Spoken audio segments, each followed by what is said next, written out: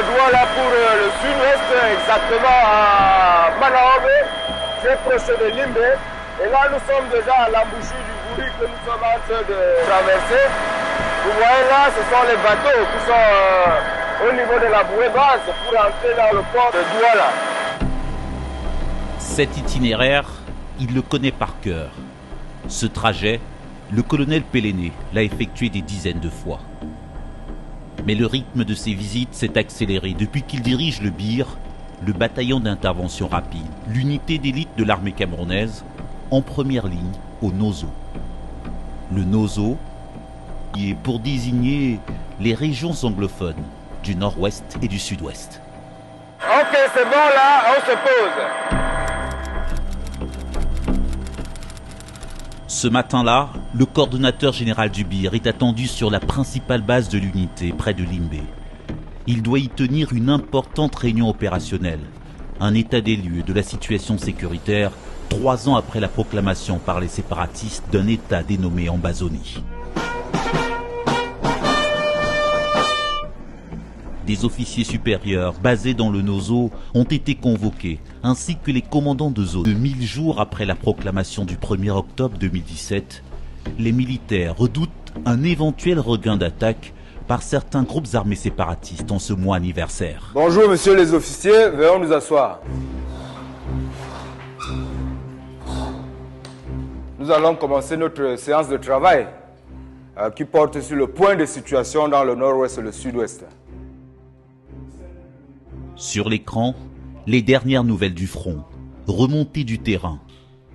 Avec ici une cartographie précise des groupes armés les plus actifs dans le sud-ouest, leurs leaders et leurs positions. Concernant la situation d'enseignement, nous avons 3 grands foyers au niveau du sud-ouest. Le foyer de Phil Marshall, qui se trouve au niveau du Lébialen, la faction de Ikekou, qui se trouve au niveau de Boa, la faction d'Ayeke, qui se trouve également au niveau du Lébialen. Ces 3 chefs insurgés font partie des cibles les plus recherchées par le BIR. Jusqu'ici, ils ont réussi à échapper aux militaires.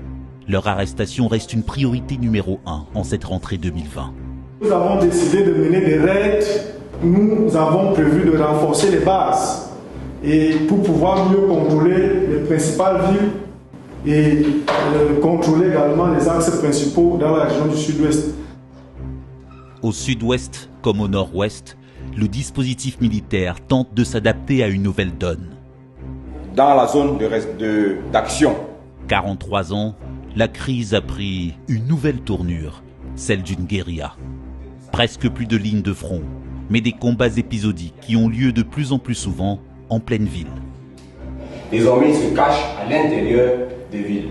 Leur armement a aussi évolué. Ils ont un peu plus d'armes de guerre qu'ils en avaient auparavant. Mais il faut noter que l'accès reste difficile pour eux. Aujourd'hui, discrédités auprès de l'opinion, ils ont recours à des actions de terreur. Le conflit entamé en fin 2017 a déjà fait au moins 3000 morts selon des ONG. Des centaines de civils ont été tués lors de combats entre soldats et insurgés. Et avec le nouveau contexte de guérilla, le risque de victimes collatérales, de bavures ou de méprises est devenu encore plus grand. Si un terroriste tire et qu'il est dans la foule et qu'on n'a pas moyen de l'atteindre véritablement, lui, il vaut mieux ne pas tirer. Est-ce que vous avez compris? Voilà. Juste une petite exaction viendra gâter tout le travail que nous avons fait. On reste professionnel jusqu'au bout.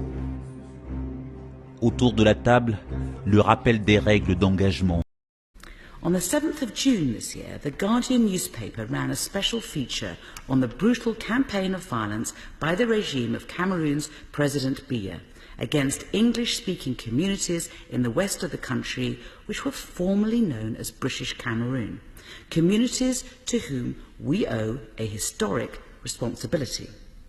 They quoted in The Guardian the ordinary men and women who saw their villages attacked by Biya's military, who saw their neighbours and family members killed, and that they were forced to flee for their lives.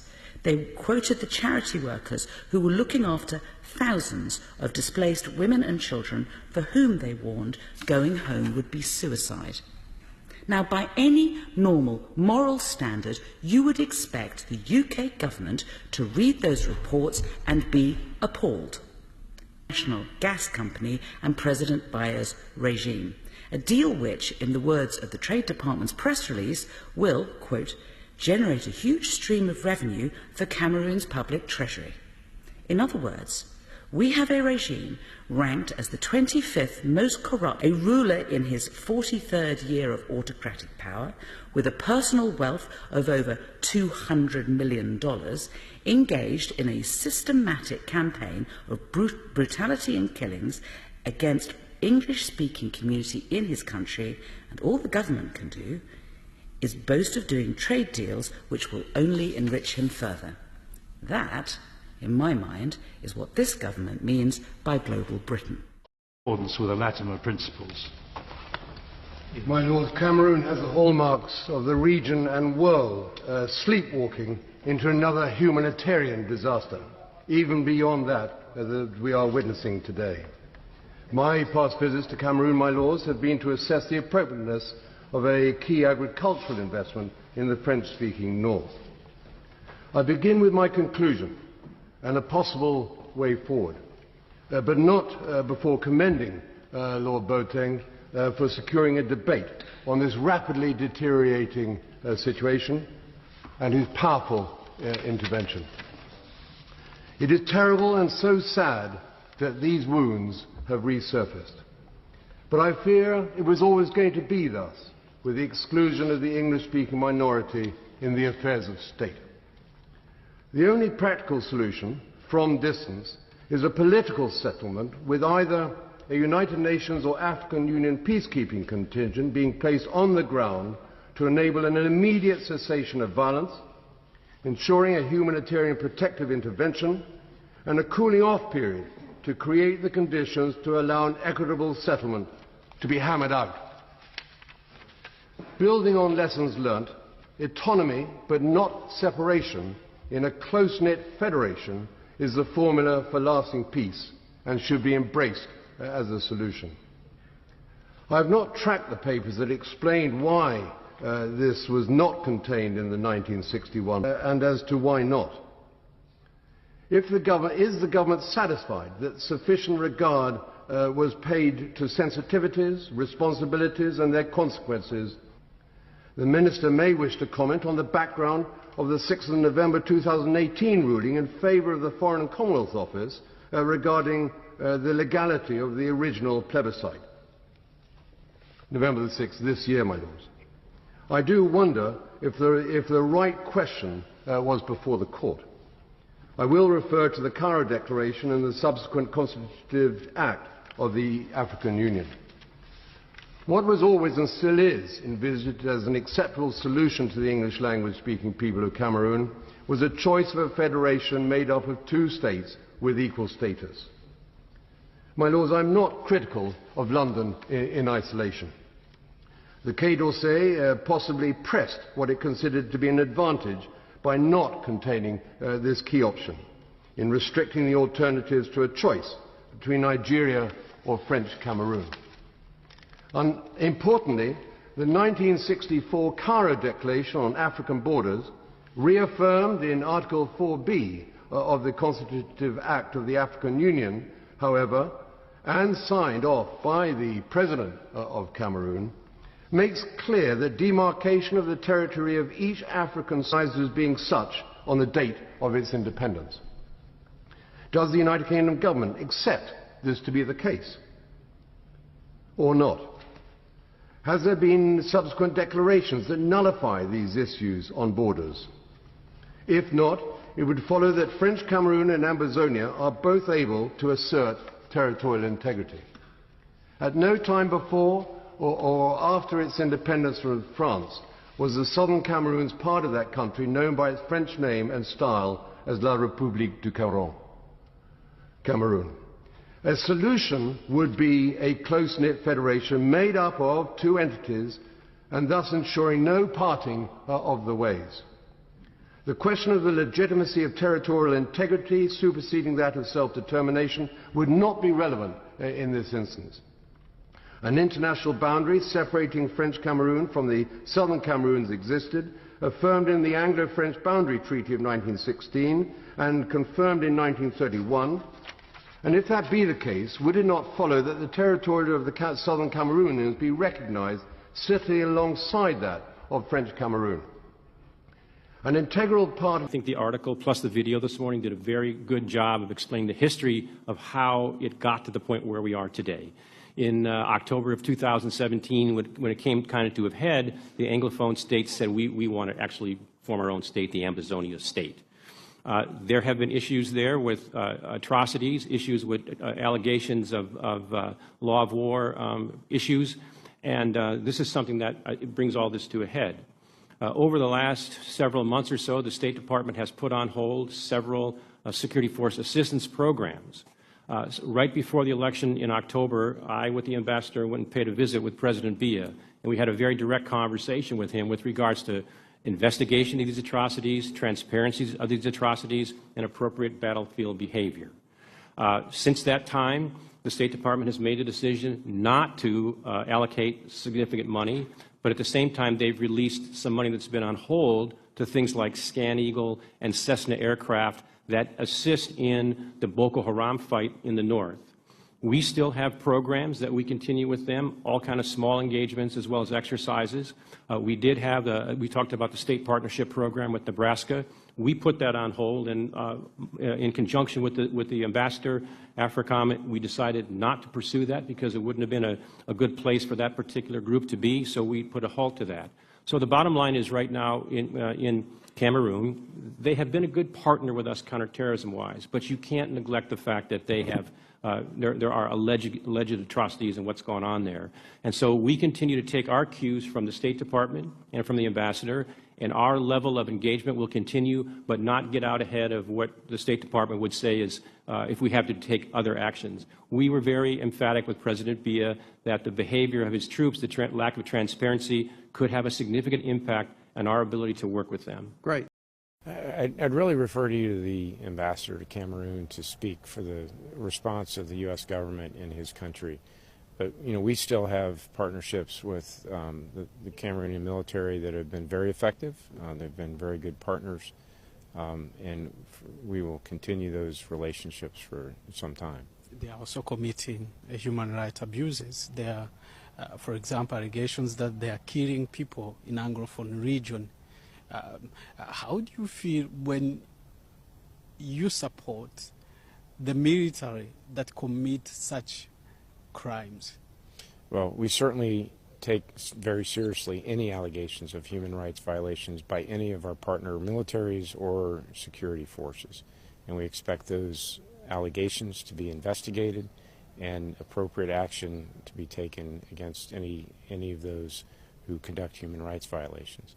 We, as a military activity, ensure that the forces that we work with, first of all, have no credible accusations of human rights violations as a matter of U.S. law.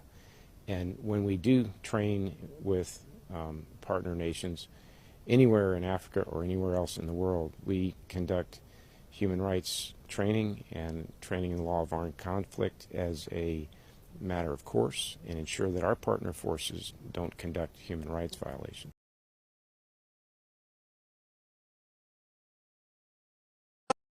Et je vais rappeler autre chose. Lorsque les deux Cameroun sont réunis, la SNEC, qui est la Société des eaux en vigueur au Cameroun oriental, trouve dans la zone anglophone des réseaux d'adduction d'eau très bien faits par les populations et par les communes. Les factures d'eau étaient payées dans les communes parce que c'est ce que les anglophones appellent community development, le développement communautaire. La population à la base prend en main son développement. Quand la SNEC est allée là-bas pour dire que désormais, comme vous avez l'eau, vous payez les factures à la commune, nous on va mettre les compteurs chez vous, vous allez nous payer de l'argent. Chez nous les francophones. Les anglophones ont dit non. Et c'est pour ça, après Bamenda, vous ne trouvez plus la SNEC octroyée aux régions. Avant que les deux Cameroun ne soient réunis, la loi fédérale que vous avez là, la loi fédérale là, définissait les pouvoirs de chaque État fédéré. Si on part au niveau des hôpitaux, vous avez les hôpitaux, les centres de district qui sont dans les villages, les hôpitaux d'arrondissement, les hôpitaux départementaux, les hôpitaux régionaux. Qu'est-ce qu'on donne aux régions? Aucune loi ne le dit. Prenons l'éducation. Vous avez l'école maternelle, l'école primaire, l'école secondaire. Qu'est-ce qu'on donne aux régions? Aucune loi ne le dit. Donc, de quelle décentralisation quand on parle lorsque les compétences ne sont pas définies? Justement,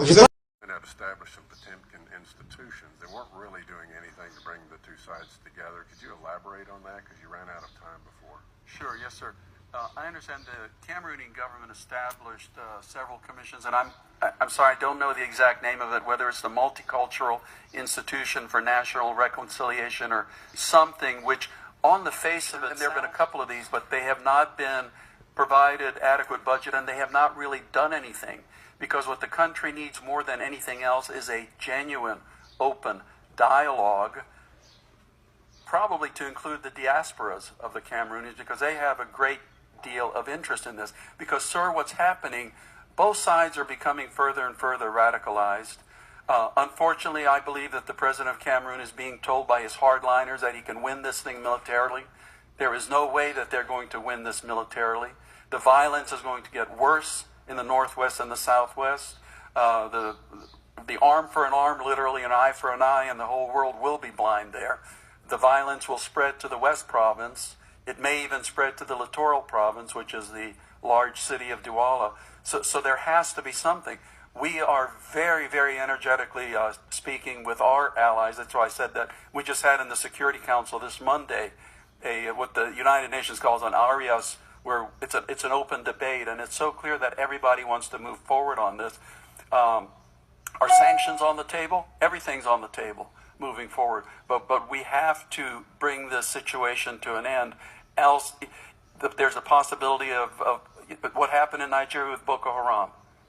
Started as a small movement, and now look at it, and it'd be another type of Boko Haram. Or Boko Haram could come back into Cameroon. Well, how do you mentioned in the Anglophone region, so what can we do that we're not already doing? Well, like I said, the best we can do for right now is just work with our allies to really make the Cameroonian government understand the need for a real dialogue. And if that doesn't happen relatively quickly, then we have to look at the array of other tools we have in our toolkit, because, frankly, the possibility of sanctions is always there. But it's always better to work in concert with our friends before we go in that direction, because the frustrating thing is it is in the interest of everybody to have a national dialogue. The situation will not end militarily. Each day, the atrocities will get worse and worse. Is the permanent separation of the two regions a possibility? Sir, I don't believe so, because I think that most Cameroonians, including in the southwest and northwest, have a sense of Cameroonianness, and the concept of a separated, what they call Ambazonia, in my view, is not realistic. Okay. It is the view of the United States of America to recognize the integrity of the country of Cameroon. Got it. Thank you very much. Now you're back. Mr. President, the United Kingdom remains deeply concerned by the ongoing crisis in the northwest and southwest regions of Cameroon, which SRSG Fall described. The impacts on civilians continue to be profound. The conflict in this region has driven around 770,000 people from their homes and forced 60,000 people to seek refuge in neighbouring Nigeria. Only 30% of schools are currently open. This conflict, compounded by the effects of COVID-19, has exacerbated humanitarian needs across the country. In September, the United Kingdom announced a further $6 million to fund humanitarian actions in Cameroon.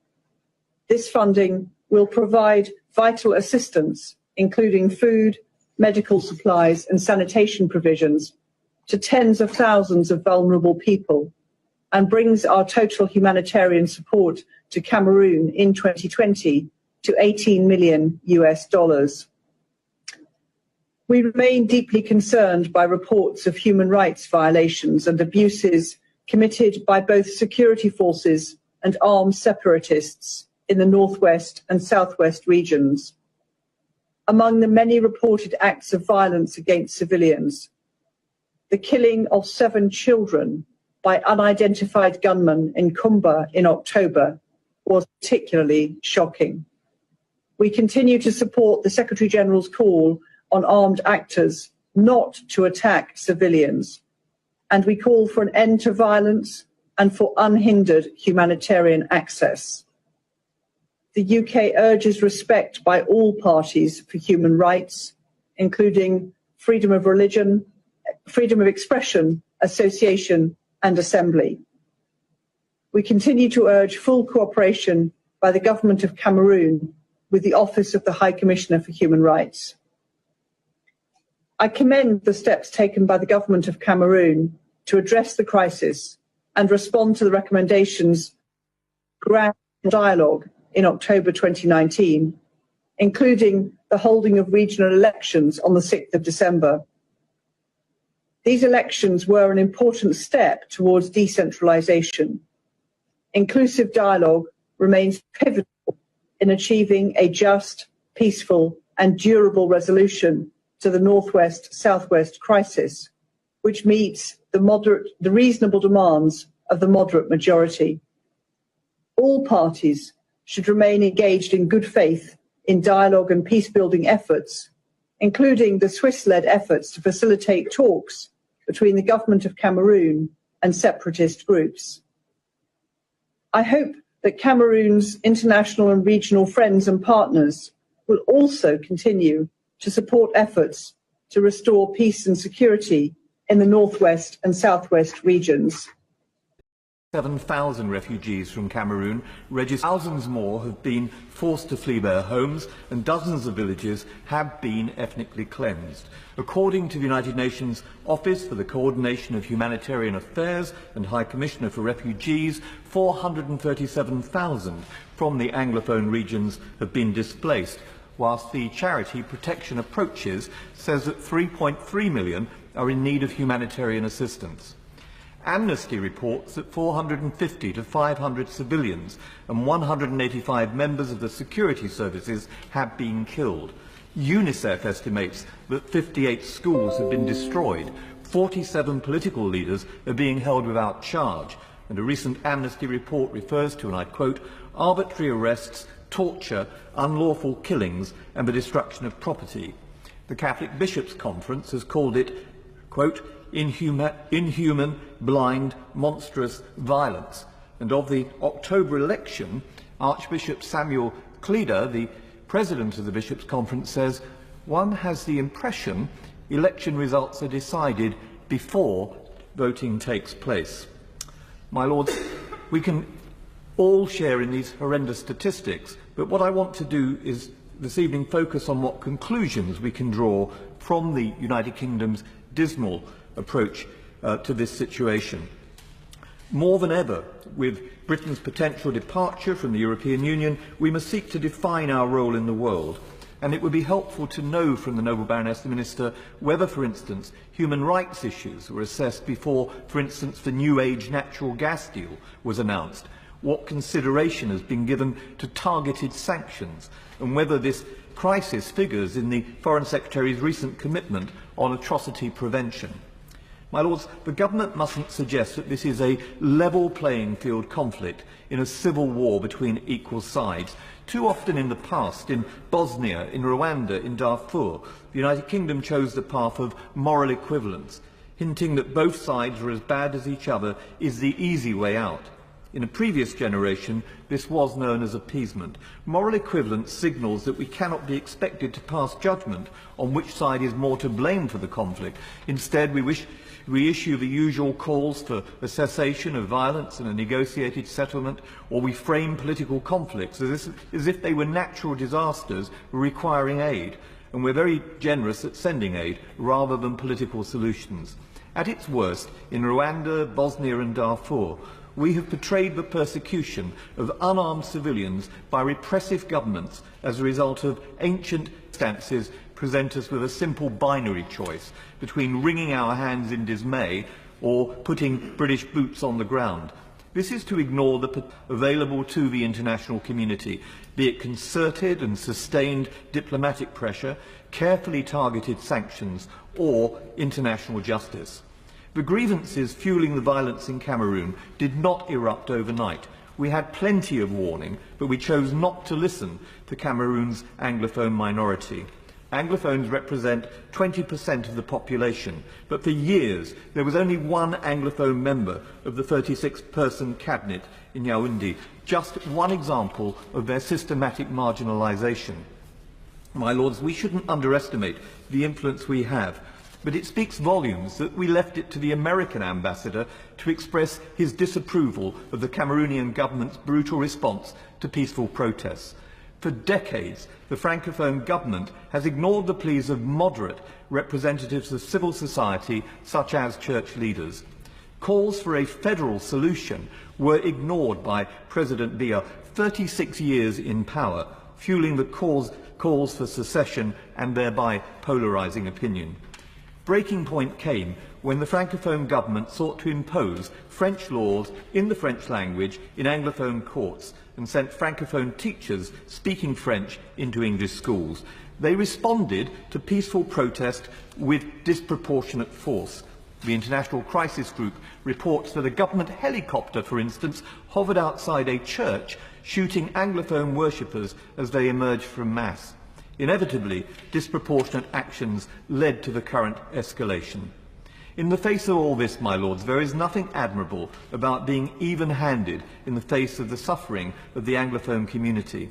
The United Kingdom should support the Anglophone community's peaceful civil society leaders in seeking genuine and inclusive talks.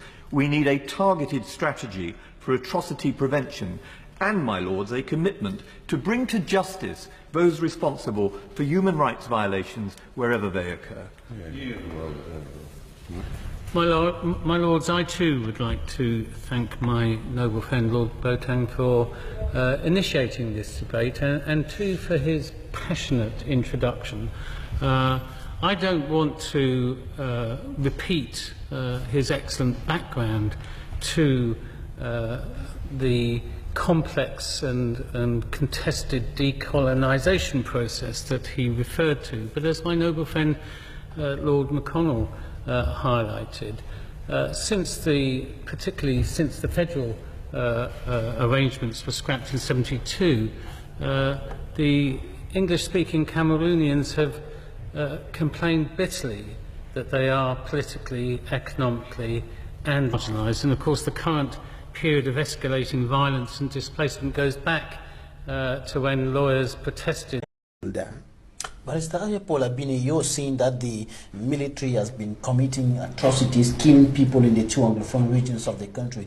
But we've listened on several occasions, the Cameroonian authorities, including the Minister of Territorial Administration, the Minister of Communication and others, saying and emphasizing that the military is not in those two regions to kill, but to protect the territorial integrity of Cameroon, to protect properties and persons, and so on, and rejecting those accusations. What are they at your disposal to back up what you're saying, the accusations against the military? I have told you that we of the Aya Foundation are on the field. Would you tell me that people dressed in military uniform, who stop us escorting somebody wounded to the hospital and extract that person from the ambulance and kill, need any more proof? Do we need any more proof? Would you say, for instance, that my driver since 1998 was in the hospital at Bingo Annex Mutengene, and the next person to his bed, I went there, not that somebody recounted to me, somebody next to his bed was removed by the military and killed at Likomba. What other proof do we need? Those are facts. Only yesterday, the military broke into a house in Biamé and killed a whole family. Before then, they broke into a house at Widikum and killed a teacher with all the 7 members of the family, including his wife. The Amber boys, I'm not defending them. The Amber boys control large areas in what used to be known as Southern Cameroons or West Cameroon. They don't do those things to the people. It is the military who are belligerent, who come and commit those atrocities. I am saying it, and I'm prepared to appear before any authority in the world, including Mr. Paul Biya, and tell him that this is what I know and this is what I have seen. Paul, there's a problem. No, the form of the state. The form of...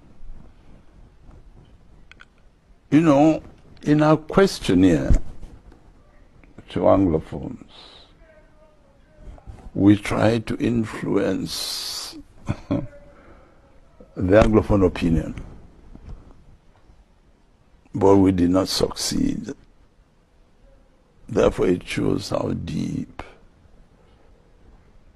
the problem is. When you say you tried to influence... We tried to influence... How? Good question. When we said, what form of government do you think can solve this problem? Federation, for example. Decentralization, as we are trying to live it now. I think just about 4 or 5 people reacted out of 1,000. 69% of Anglophones said absolute, the word they used, many used was absolute separation. That is to say, cessation.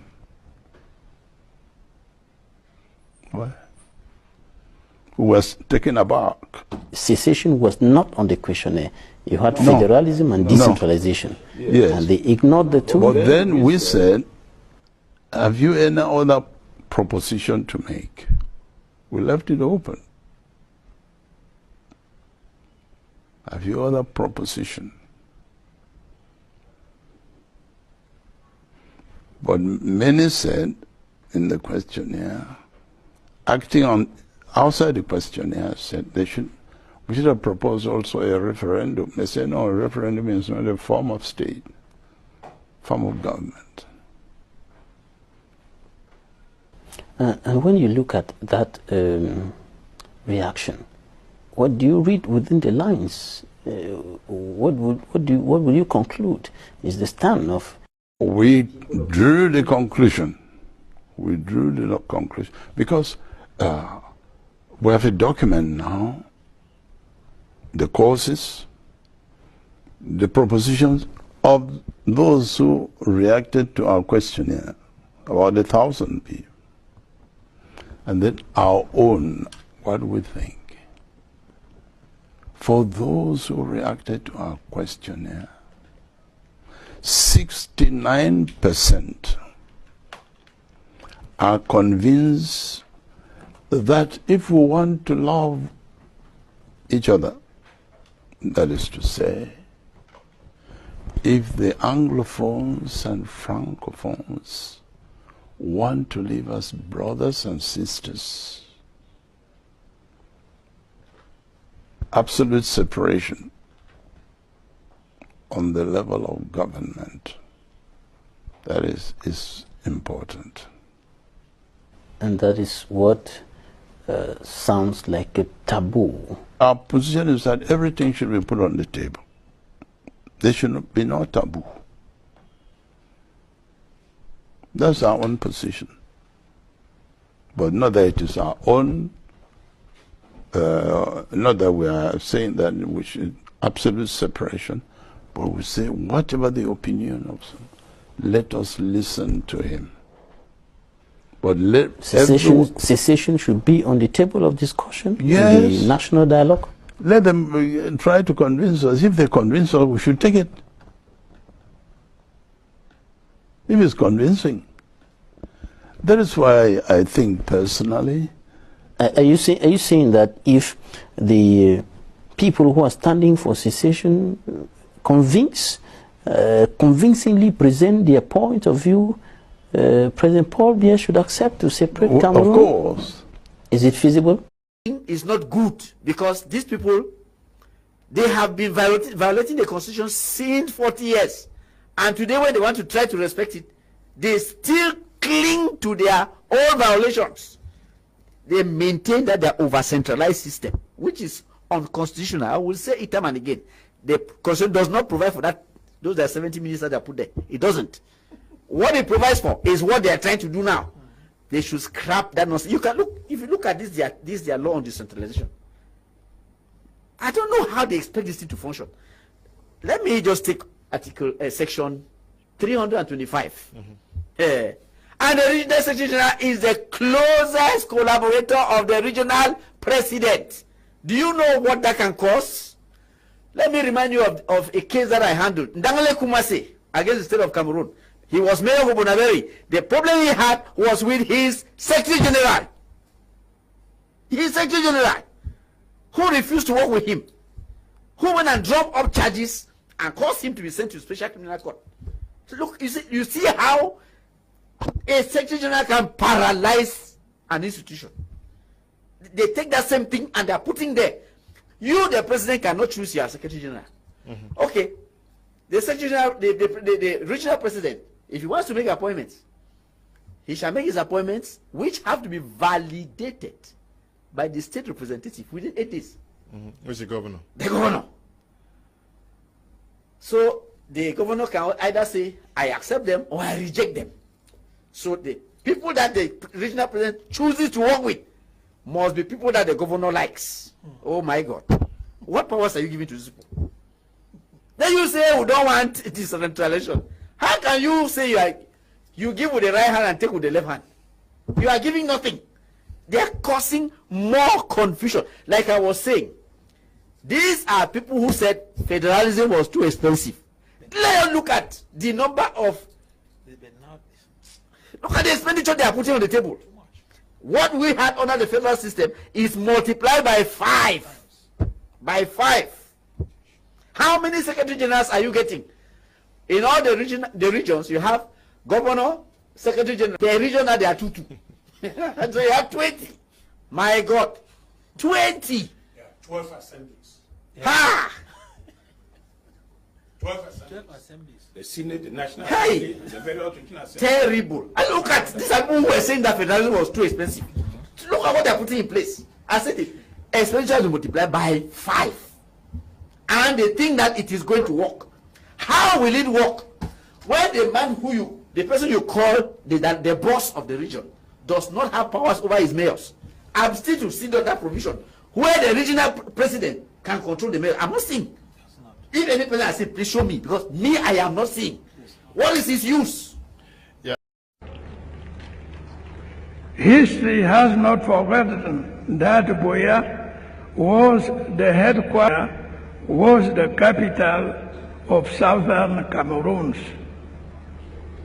And history has not forgotten that Buea was once the capital of German Cameroon. That is why I say that Buea is a historic town. I am proud, very proud to be in Buea, proud to walk on the same soil like our heroes. Thank you, Mr. Chairman.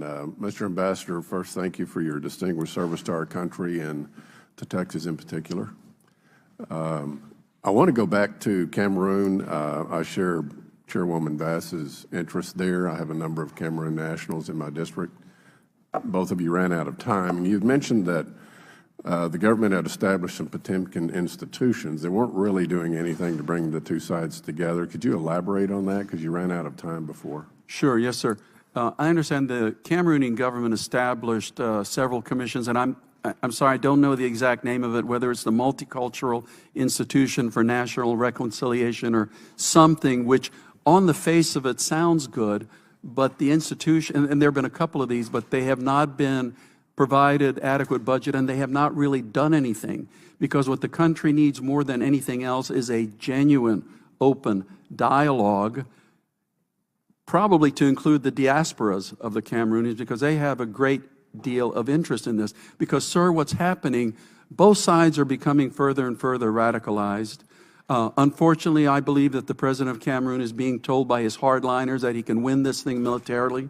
There is no way that they're going to win this militarily. The violence is going to get worse in the northwest and the southwest. The arm for an arm, literally an eye for an eye, and the whole world will be blind there. The violence will spread to the West Province. It may even spread to the Littoral Province, which is the large city of Douala. So there has to be something. We are very, very energetically speaking with our allies. That's why I said that we just had in the Security Council this Monday what the United Nations calls an ARIAS, where it's an open debate, and it's so clear that everybody wants to move forward on this. Are sanctions on the table? Everything's on the table moving forward. But we have to bring this situation to an end. Else, there's a possibility of what happened in Nigeria with Boko Haram. Started as a small movement, and now look at it. And it'd be disastrous for the region if the Cameroonian government turned this thing into yet another type of Boko. Could come back into Cameroon. Well, how do you mentioned, that it appears to be spiraling out of control because the more the security forces clamp down, the more resistance there is in the Anglophone region. So what can we do that we're not already doing? Well, like I said, the best we can do for right now is just work with our allies to really make the Cameroonian government understand the need for a real dialogue. And if that doesn't happen relatively quickly, then we have to look at the array of other tools we have in our toolkit, because, frankly, the possibility of sanctions is always there. But it's always better to work in concert with our friends before we go in that direction, because the frustrating thing is it is in the interest of everybody to have a national dialogue. The situation will not end militarily. Each day, the atrocities will get worse and worse. Is the permanent separation of the two regions a possibility? Sir, I don't believe so, because I think that most Cameroonians, including in the southwest and northwest, have a sense of Cameroonianness, and the concept of a separated, what they call Ambazonia, in my view, is not realistic. Okay. It is the view of the United States of America to recognize the integrity of the country of Cameroon. Got it. Thank you very much. Now you're back. Thank you very much, Ms. Wild. Thank you, Mr. Chairman. You know, really, really good. I really don't need to introduce him, but you know him, you've seen him, he believes in combat.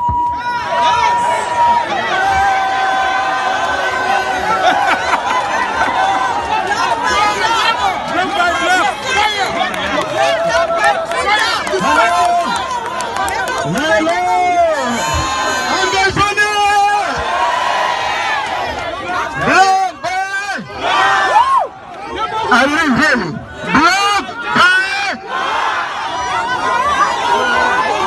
put your hands together and welcome to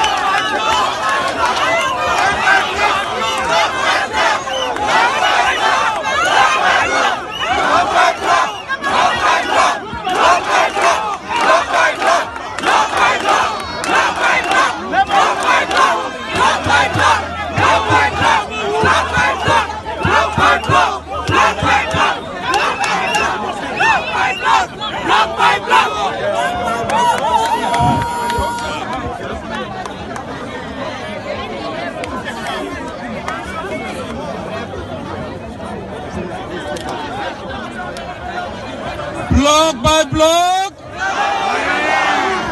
rooftop by rooftop.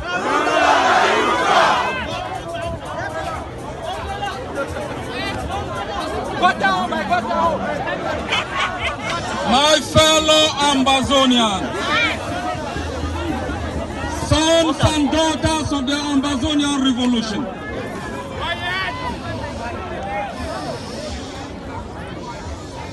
it is not time to celebrate.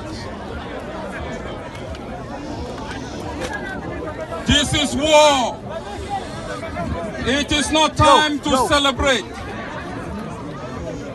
They robbed you of your homeland. They took away your hope. They robbed you of the right to dream of a future in the country of your birth. They murdered your citizens. They transform your brain to think like a Cameroonian, to worship their flag, to sing their anthem, to pray, hope, and dream like a Cameroonian. They took away the land of your birth. They demonized you. They robbed you of hope, of a dream of a future that is better than the one you inherited. They killed your parents, turned your fathers into boys, raped your mom, made your sisters to be ashamed, robbed them in more. They sent you into exile. You lost your neighborhood. They dispersed your friends. You became delinquent in the land that you did not understand. They took away something so essential to your own existence that you live here with your body, but your spirit hovers without knowing where to land. They took away from us something so important that life became something we have rejected in this land. They took away from you a country that gave you hope, built the first democratic system where there was an electoral government change. They took away from you your economic system. They blockaded your social system. They crumbled your economy so you could go into their own system to work for them. They made you drive through their own system so you could pay toll gate into their own system. They robbed you of your right to think, to hope, to have a future in the country of your birth. 243 years ago, the Americans told the British that their time of independence was now. They fought for 8 years, 4 months, and 15 days. They lost the Battle of Boston, but they won the war for the freedom of the United States.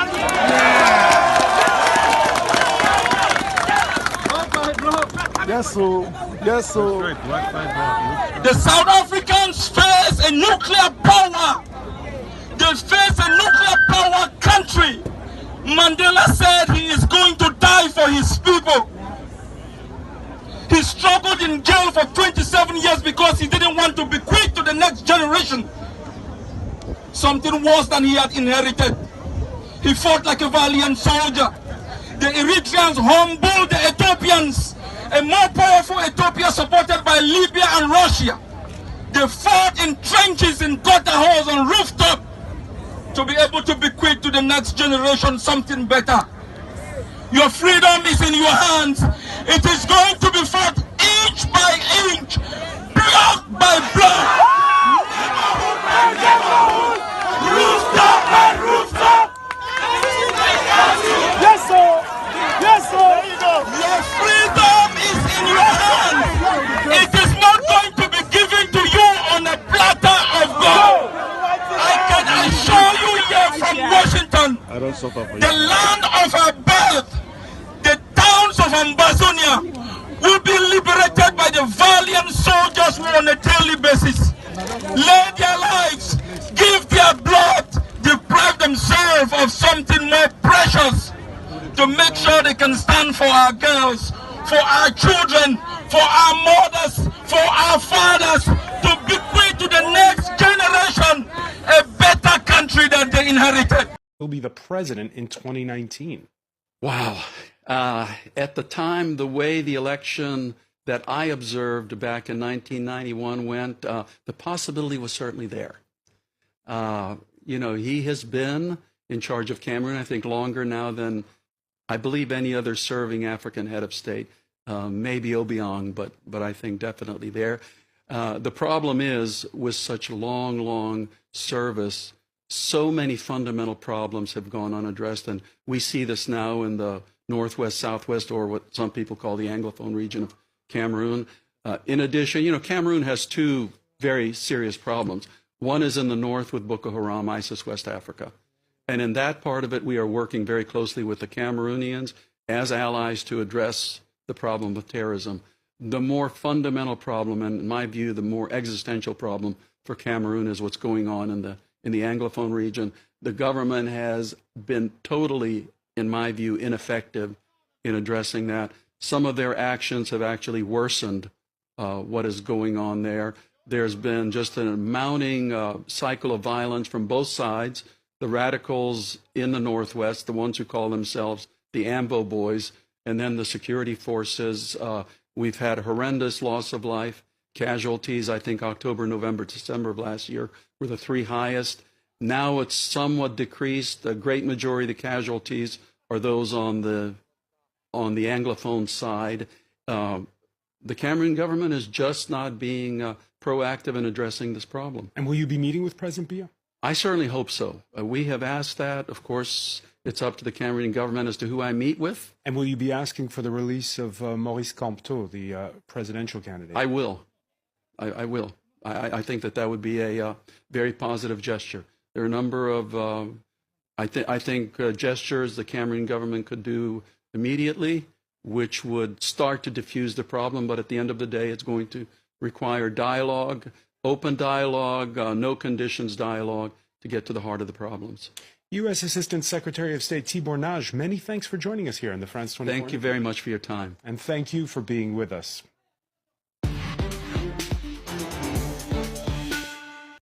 I'd really refer you to the ambassador to Cameroon to speak for the response of the U.S. government in his country. But, we still have partnerships with the Cameroonian military that have been very effective. They've been very good partners, and we will continue those relationships for some time. They are also committing human rights abuses. There are, for example, allegations that they are killing people in Anglophone region.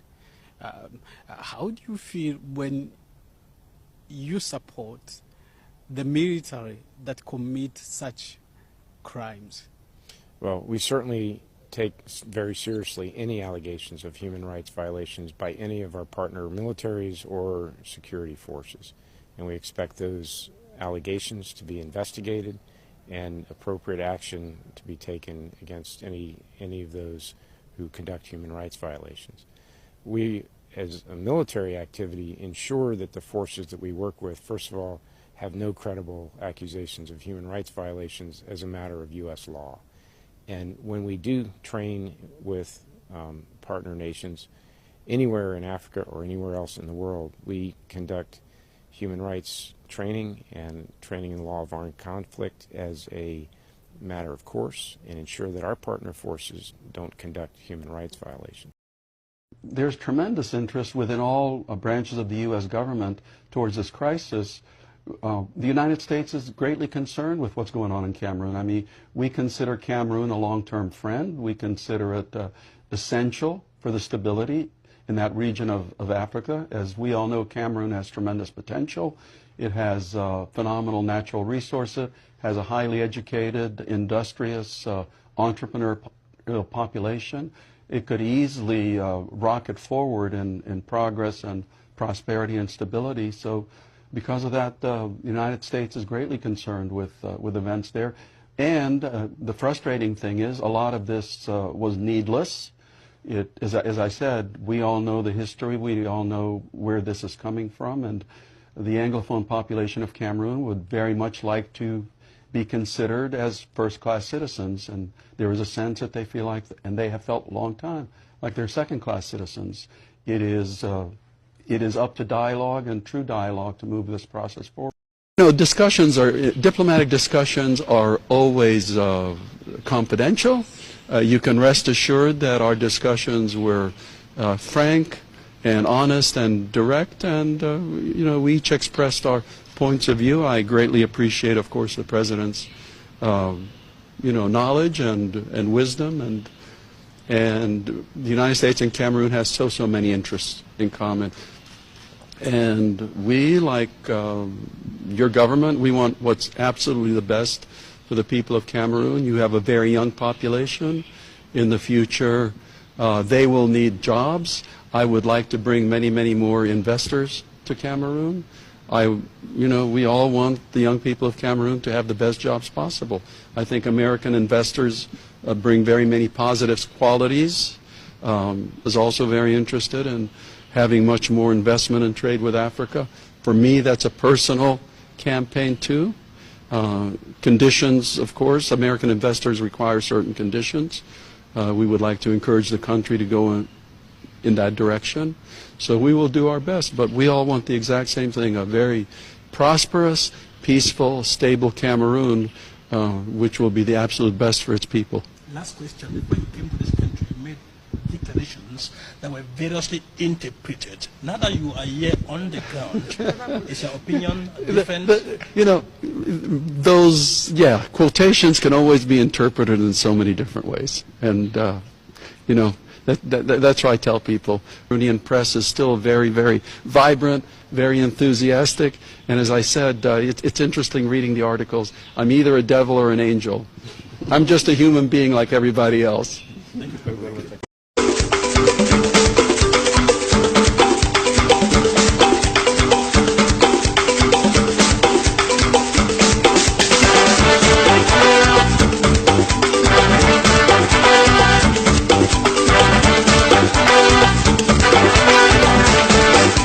Sagesse a sonné, c'est l'heure de l'intelligence.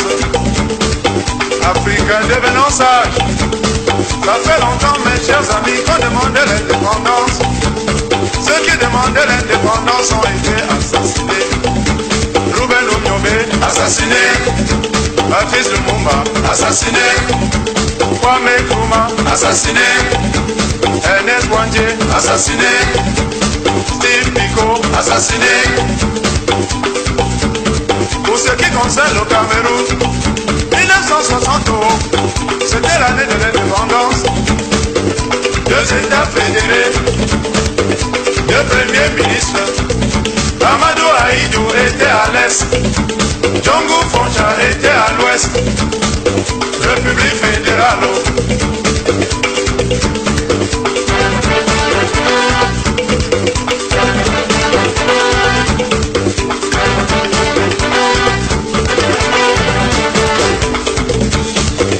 Quelques années plus tard, le Cameroun est unifié.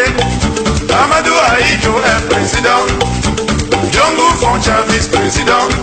C'était trop fort, c'était trop dur. C'était le Cameroun en fer, ce n'était pas le Cameroun en bois. 10 ans plus tard, changement de politique à Yaoundé. Au revoir le nord, bonjour au sud. Au revoir Mohamed, bonjour Jésus. Au revoir Gandoura, bonjour la veste avec la cravate. C'était trop beau, c'était trop tôt. Le langage avait changé. C'était la rigueur, c'était la moralisation. 2 ans plus tard, coup d'état marqué à Yaoundé, Congo Yachi. Après cela, mes chers amis, ça a commencé à chauffer. En 1988, notre Diaba Menda Sofradon. Adamou Damjoya dans le prince de l'humanité. Ameni Biele Abafan. Le Nelson Mandela Camerounais. Tika Akwae Adouala. Il s'est érigé comme président national de l'UPC. Pour le parti de Oumniobé, Ernest Wandier, Félix Moumié, c'est le parti du crabe.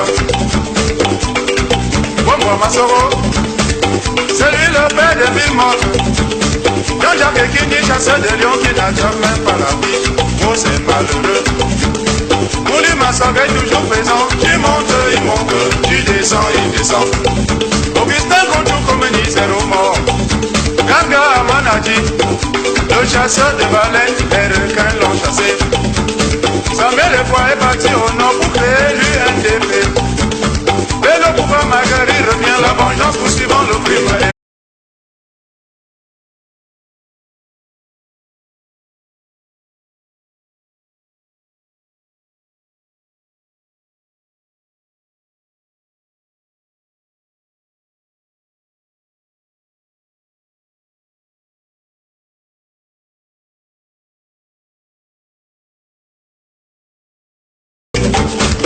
Les conseillers ont dit non, mais il est venu.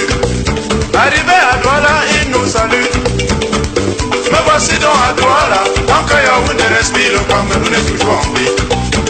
Votre conférence nationale souveraine est sans objet.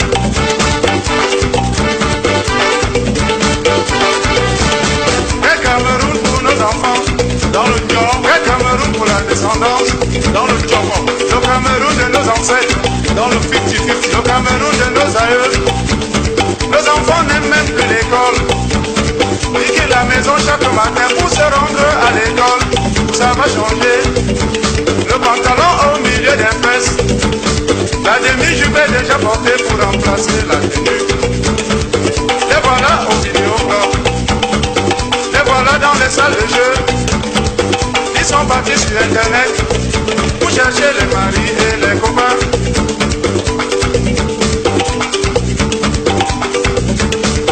Cameroun, oh Cameroun, oh Cameroun, oh Cameroun de nos aïeux, Cameroun de nos ancêtres. Politiciens, laissez le peuple tranquille. Politiciens, laissez le peuple tranquille. Politiciens, laissez le peuple tranquille.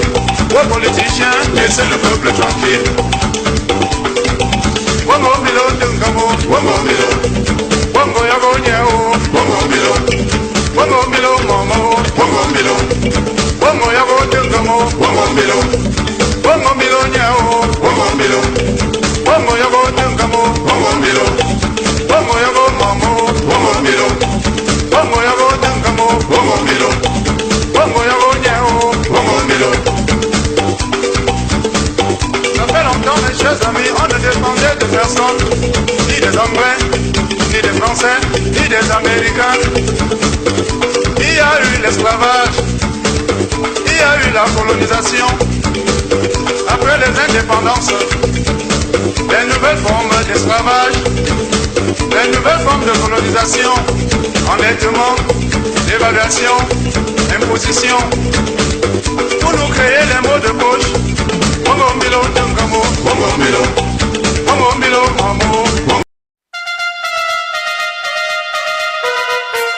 It's 15:06 GMT. This is Bola Mosulo with Focus on Africa from the BBC World Service. To Cameroon now, where Easter has been a period of reflection on losses by the Catholic Church, rather than a period of celebration as is usually marked during this holiest of periods in the Christian calendar. The past few days has seen a continuation of the violence in the English-speaking regions. The armed conflict between pro-independence Ambazonian fighters and government forces has entered its third year and has claimed many lives and displaced hundreds of thousands. Well, Reverend Father Humphrey Tatambui, Director of Communication in the Diocese of Bamenda in the Northwest region, has been telling journalist Randy Josa about the atrocities and abuses they've documented. And I would at this moment fear to even give them because they can shock every one of us. But I can take the ones that are already online because they were posted online. That's the ones from the Diocese of Kumbo. And these are statistics from 19 out of 36 parishes, which are telling us that in the last 3 months only, 750 houses have been burnt, 250 people have been killed, and over 10,000 are internally displaced. These are statistics from that diocese. That is indicative of what has happened in a place which was not as hardly hit as Kumba. So